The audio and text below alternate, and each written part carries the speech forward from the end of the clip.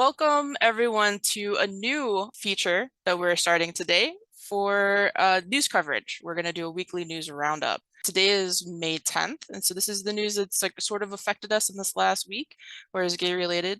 We're going to talk about stuff that happened in throughout the United States. We also want to talk about the Independent Women's Forum on the prison system situation in California, and also the CAS review, the CAS report.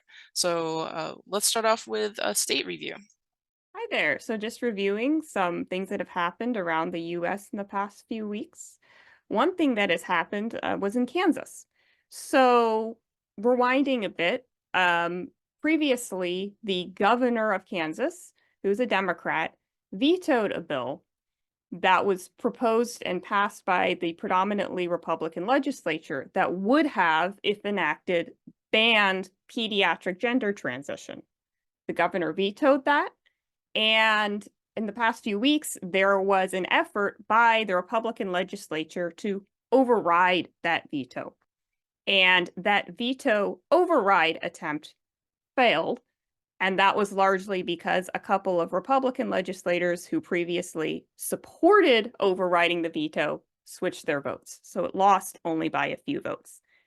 Overall, what that means is that pediatric transition will remain legal in Kansas for the time being. Moving on to South Carolina, South Carolina did, in fact, pass a ban on pediatric transition, and it waits the signature of the governor.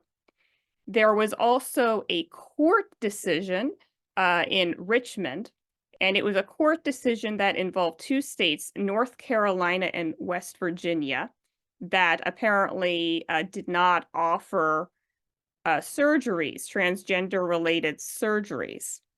And so some individuals who wanted transgender-related surgeries sued, and the Richmond court ruled that those states are required to offer those transgender-related surgeries. And so this is actually the first court decision yet in which states were found to be out of compliance with mandates about transgender surgeries and were required now to offer transgender surgeries. Also, Austin, Texas recently voted to become a sanctuary city. What does that mean? Well, the state of Texas had previously banned pediatric gender transition. And the Austin City Council decided that they don't want to enforce that rule. So what they did is they voted to make it the lowest law enforcement priority as a way of preventing authorities in the city of Austin, Texas, from actually enforcing the ban on pediatric transition, because they want the city to be welcoming, quote unquote, to trans-identified minors. It's not clear what impact this decision is actually going to have, but it goes to show how there's sort of a split that's emerging in some cases between states and local municipalities about how to deal with this issue. And also, one pretty major part of news is that the Biden administration's Department of Education finally released their final version of their Title IX implementation.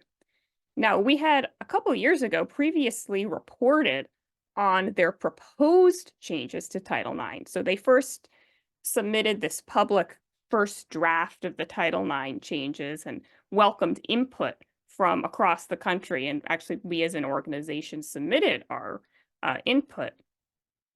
Now they've released the final changes. And for the most part, it's pretty grim.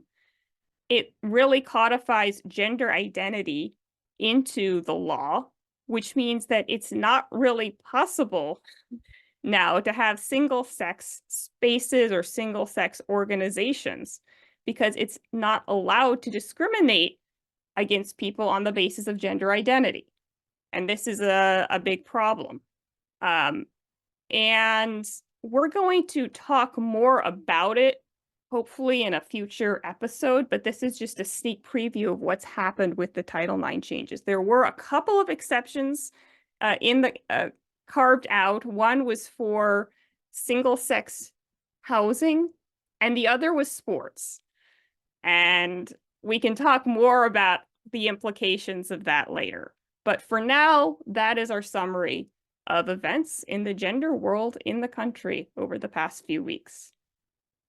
And we'll hand it over to you, Carol, to talk about some other things.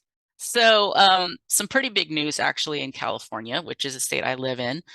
For anybody who is aware of what California has done legally as far as single-sex spaces. A few years ago, California decided to allow men who identify as women into women's prisons, and I would say some reports go 200 to several, even higher, several hundred men have put in their request to be transferred to women's prisons and have been transferred to women's prisons. This has been a thing that everybody's been kind of underground talking about. No major news people want to touch it, blah, blah, blah. Anyways, the Independent Women's Forum pretty much busted open a story on this where a gentleman named Hector, who is, I think his story involves he's been a prison guard for almost 20 years in the California Correctional facilities. He was at a men's prison, and he basically came out and publicly said, hey, there is some really bad stuff happening in these prisons. So Independent Women's Forum has a video of him talking about his experiences. They did a write-up, definitely worth checking out. But I think this is pretty big news because there's been rumors flying around that correctional officers were not happy, and that some were talking to various reporters here and there, but no one wanted to come out because as soon as you come out against this as a correctional officer, you're going to get fired by the state. So this gentleman basically resigned and then went out and did a video in his uniform saying, look, this is unethical, this is bad, this is hurting women, this is violating what the state should do ethically, because prisoners are under the care of the state. We're supposed to keep them safe. And now these men are just being put into women's prisons. And his perspective is very interesting. And I recommend everybody go to Independent Women's Forum and check out his story. All right, so moving on, we have the Cass report. This has been a thing that's been talked about for a while. Lots of people have written on everything, but I think what really has been kind of an amazing thing to happen this week is that NPR actually did an interview with her. And anybody who knows anything knows that NPR has been quite captured for a while. So the fact that they did an interview with her is pretty amazing. It was done on the NPR podcast On Point. It was done May 8th. It's a full interview with Dr. Hilary Cass. And in this interview, what I found really striking, I think most of all, was that it was pretty open and honest. The interviewer allowed her to say her bit and asked questions that pertain to what we've all been talking about like, is this the best treatment? What's the real suicide risk? Also in another interview in the Herald, Cass specifically said that she was shocked by how much homophobia was involved in a lot of the decisions to transition youth. And she stated herself that a large portion of these kids showing up for the gender clinic, at least in the UK, are same-sex attracted. And so let's discuss that, guys, because this is what we've been talking about for a while, right? Yeah, absolutely. We've been talking about this. And I only listened to the long form video or the long form audio on NPR with Cass. I did not listen to the broadcast that included detractors or whatever pushback there was. And I think Ariane might have listened to that one. Did you listen to that one as well? Yes, Carol? I did. And I was actually surprised by how much they were hedging. They almost I didn't listen to it. So what do you mean? So these were two individuals who had helped write some of the guidelines about the standards of care for what to do about potential pediatric cases. And one thing they did is they seem to be throwing some of the organizations like the American Endocrine Society under the bus.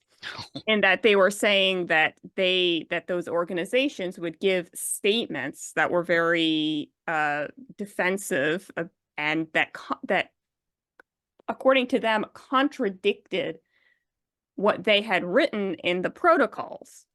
So these experts that they had on the NPR show argued that they acknowledged the need for caution in their protocols and said that the official organizations like the American Endocrine Society were not acknowledging that in their official public declarations.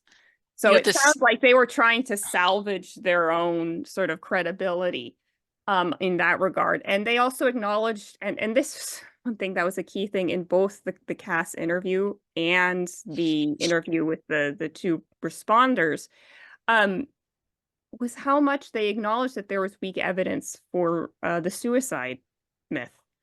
Like they acknowledged that there really wasn't good evidence that these treatments decrease the suicide risk. They did give a few, stabs at how they really don't like Republican-led efforts to ban pediatric transition. So they were, defensive about that at a few moments. But overall, I was really surprised by how much they were acknowledging some of the concerns in the Cass report and saying that they didn't like the way that activists, or actually I think they used the term advocates, were distorting this whole issue. You know what it sounds like to me? It sounds like everybody is passing the buck here and trying to like scramble off a sinking ship. It's like, well, they said it was okay. Well, they said it was okay. It's just like, what I found really, I was kind of shocked by NPR's coverage. Like I said, I was like, wow, they actually let her talk. The woman who's doing the interview with Dr. Cass, she actually straight up asked, what about the stats on the higher suicide? And, Dr. Hillary Cass's response was exactly like, there's no proof of that really. Like the studies do not, there's no, first of all, there's a total lack of studies, period. Like that's the biggest issue. There's just lack of actual solid evidence to support this. But the suicidality tends to be the same across the board with kids with a gender identity and other mental health conditions and kids without gender identity and those same mental health conditions. So you can't really separate the two groups, right? It's kind of like, well, what's the problem? Is it the gender identity or is it the other mental health issues they're having? Because they all have other mental health issues happening. When the detractors are like saying that they're upset about the Republican approach, did they say why they're upset about the Republican approach to trying to like if they're acknowledging that there's loose issues around suicidality or that it's kind of trumped up, how do they then also say, well, like nobody should be, or the Republicans at least shouldn't be the ones leading the charge? Like who's supposed to? Yeah, I don't, they didn't really go into great depth about that point about why they don't like attempts to ban it. The implication is that throughout their discussion, is that they think things should be determined on a case-by-case basis. So they still seem to believe that pediatric transition is right in some cases, and so they presumably would not like a blanket ban.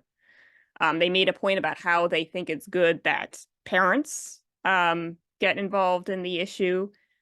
So they acknowledge the importance of parental mentoring in that decision process. But I'm assuming the reason they don't like the blanket bans is because they think it's pediatric transition should be determined on a case-by-case basis.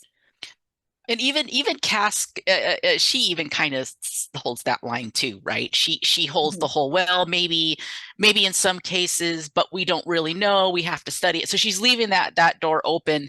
And the optimistic side is she's leaving that door open because she's trying to go by what is proof and what isn't proof. But then the other side of me is like, if you leave this door open, who's going to get through? Because she references the old group that used to show up to gender clinics before all the girls, and this huge, like, what 1,000, 2,000% increase in the last 10 years or so. She talks about the old group, and it was young boys who were having an opposite sex belief that they were the opposite sex or should be the opposite sex, starting young. And most of these boys were of more of the like effeminate type. And my inkling there is, well, those are probably future gay men. And I'm very concerned about that because, you know, from what I've seen, even, and goes for even some of the gender critical side, the true transsexual seems to be the homosexual one. And that's very concerning to me because I feel like they're still going to be trans in us as kids, right? Mm-hmm. Yeah, I think that's a good observation. And by the way, the responder interviews, they also acknowledge that there is this difference between the old cohort and the new cohort. The other thing I'd add to that, I thought it was interesting that Dr. Cass wanted to, I think it may have been towards the end of the interview where she said the situation with boys and girls is different and that the effects of medical transition are much more reversible for boys than for girls. Yeah, I found that really good that she recognized also that there's a bunch of different groups being thrown into one big pot here, that we can't do that to. You know, there's adults who come from a different place, there's kids who come from a different place, and each kid comes from a different, like boys and girls are going to be different.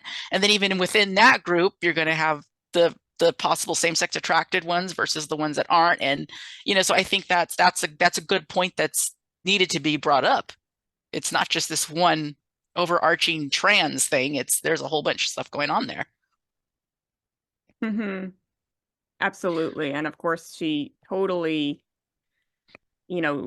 dodged the whole question of like what's sort of causing some of the pediatric male cases that aren't homosexual, transsexuals, what falls under that umbrella.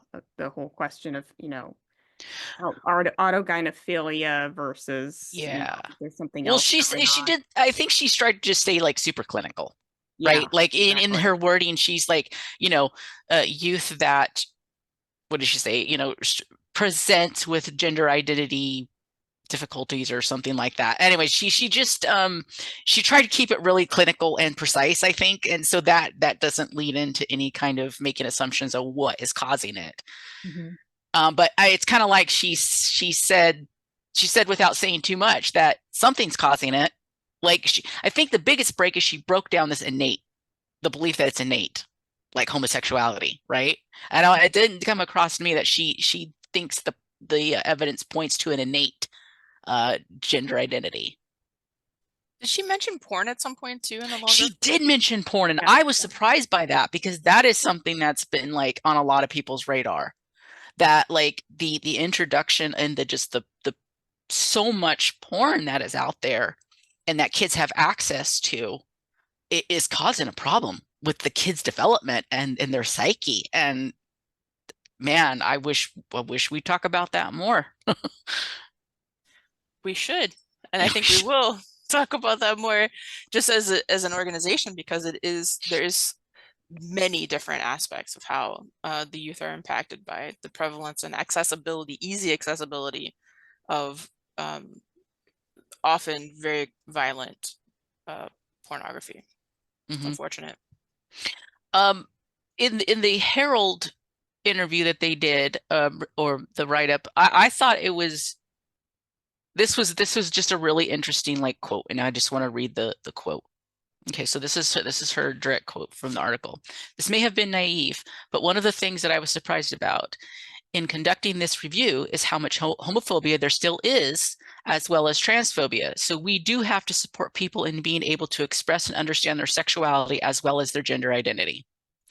Now, aside from the gender identity part, which I disagree with her on, I don't know what she means by transphobia, but the homophobia really, I mean, this is I think the most on point thing that is coming public in major news outlets. That is amazing to see because this is something we've known.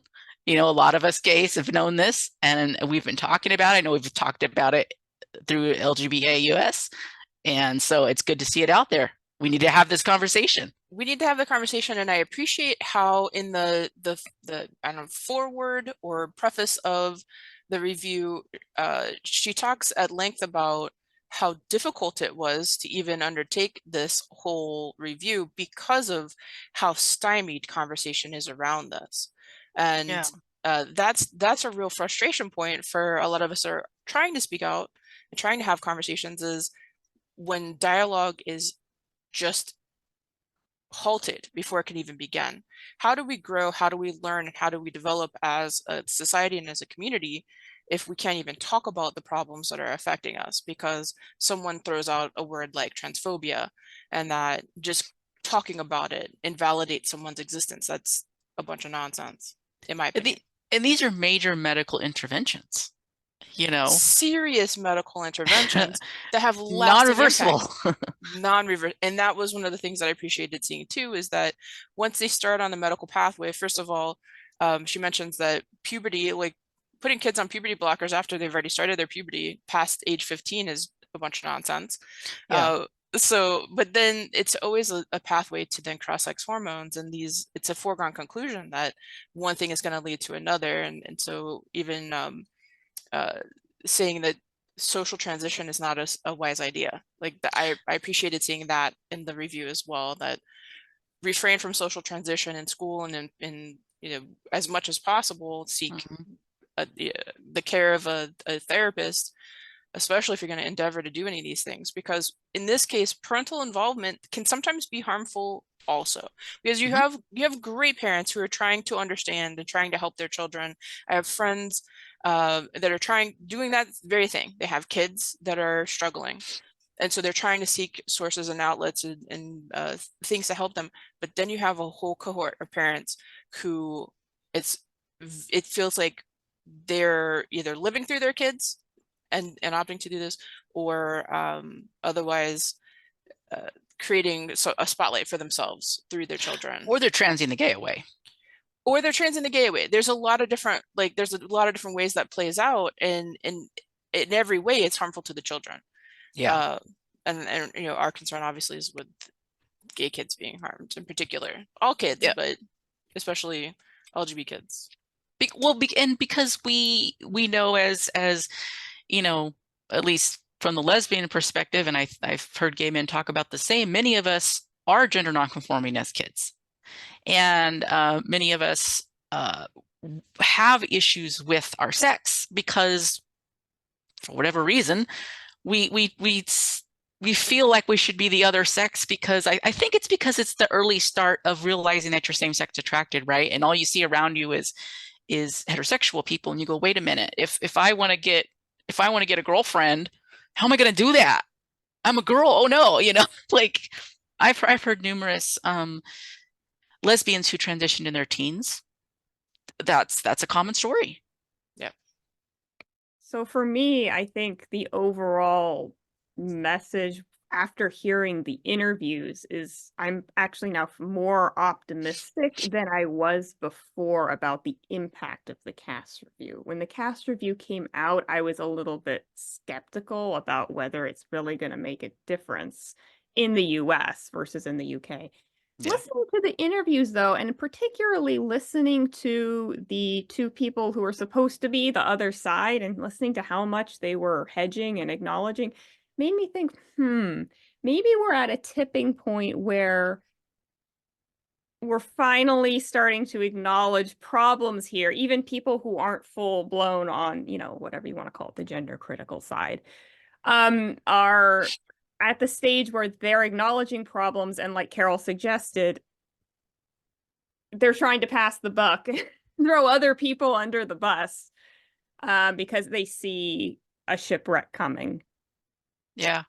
So the other thing I found really interesting about the cast report is she talks about puberty blockers, and she talks about how puberty blockers are they're posed, marketed, and told to the parents that the puberty blockers is to pause the puberty so the kid can make up their mind. Well, when you pause the puberty, and she says this, more goes on in puberty than just the developing of sexual reproduction. There's a whole cascade that happens within the brain to develop that, you know, prefrontal cortex, develop critical thinking skills, develop, you know, the ability to see down the line what's gonna, you know, make what's gonna be bad down the line. And if you do not allow the kid to go through puberty, they can't develop that. So then how are they making, she didn't say this, but I'm saying this, how do they then make the decision like this if they've not developed the mind of someone who is even like, you know, 18? And I'm glad she brought that up. I'm glad she stated there's other stuff that happens with puberty other than just reproduction ability.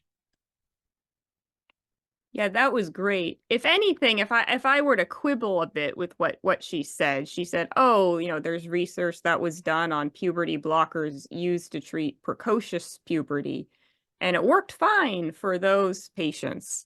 But she sort of dodged the point that there actually is quite a bit of controversy about the side effects of Lupron, even for the precocious puberty, the endometriosis. There's some evidence, for example, that girls who went through that end up having increased bone fractures when they're older. So I think she maybe sugarcoated that point too much. Yeah, I've actually read that study from, it was from Kaiser Permanente, actually did a pretty huge study on that, showing that most of these girls that were put on, you know, Lupron early to stop early puberty ended up having tons of like bone issues as adults. And we're talking women 20, 22 having broken legs repeatedly and stuff like that. It was horrible. Yeah, that's terrible, and that's just another way that we're really not getting that information out. The youth don't know. They don't have the cognitive ability to make these decisions that have a lasting impact. But we as adults and just the populace in general aren't being told, because Lupron is given to women who are suffering with endometriosis, what the impacts could be for them even down the line. Like with these medications and these pharmaceutical companies, there's too much of a control over, in my opinion, our society in general. Maybe that's a conversation for a different day about how things like this proliferate so rapidly, or Yeah. seemingly so rapidly, because here's a whole cohort of youth who are permanent medical patients. And they're Yeah. always going to need these medical interventions, be it surgeries or medications, or it's definitely medications, because if you have to take cross-sex hormones for life. So all of these things, it's just, it feels like the kids have dollar signs on their backs, and that's a terrible thing. Well, I hope this leads to actually going back to some science and some evidence-based medicine and really viewing medicine and these, you know, radical interventions as they should be a last resort. All radical medical interventions should be last resorts. If you can do something that keeps the person whole and healthy, that will alleviate their distress, you do that first. You don't jump to the most extreme situation. And of course, this is a whole, and I'm just talking in the medical field with actual like physical medical issues. But then this goes back to, this isn't even a medical issue. This is a mental health issue. So like, how does that even, that's a whole nother ball of wax. You know, that's a whole nother issue of, you know, this is a mental health issue. So why are we addressing it with very serious medical interventions? And she seems to be taking the line, the report seems to be taking the line of, no, we should be trying everything else first. I was with Ariane on the whole idea. I was suspicious that the CAST report was going to do anything. I was very skeptical. Just because so much other stuff has come out and people have been like, oh my gosh, this is big. And then just nothing comes of it. But the fact that the United States, some media has picked it up, and especially huge like liberal media, NPR, I'm like, okay, maybe this will kind of do something. I think it's definitely already done something. It remains to see how much. It's done something. And now the test will be, will we see it on like Rachel Maddow? Will we see it on MSNBC? Can we see any of the super liberal pundits actually talk about this as a story, especially now that NPR has picked it up? I mean, I think that's a good optimistic note to end on. And we're also looking forward to, if, you know, like you mentioned before, there's going to be a follow-up, I think. Yeah, so we're looking forward to see how the trajectory of the cast report will reverberate. And we'd also like to emphasize for those of you who haven't already, go ahead and listen to the NPR interview, both the full form and the section with the response, because there's some interesting material there. And go ahead and read the cast report and judge for yourself about what you think this is going to lead to. And on that note, thank you for joining us, and we look forward to doing this more again in the future. Thank you. Yeah, thank you.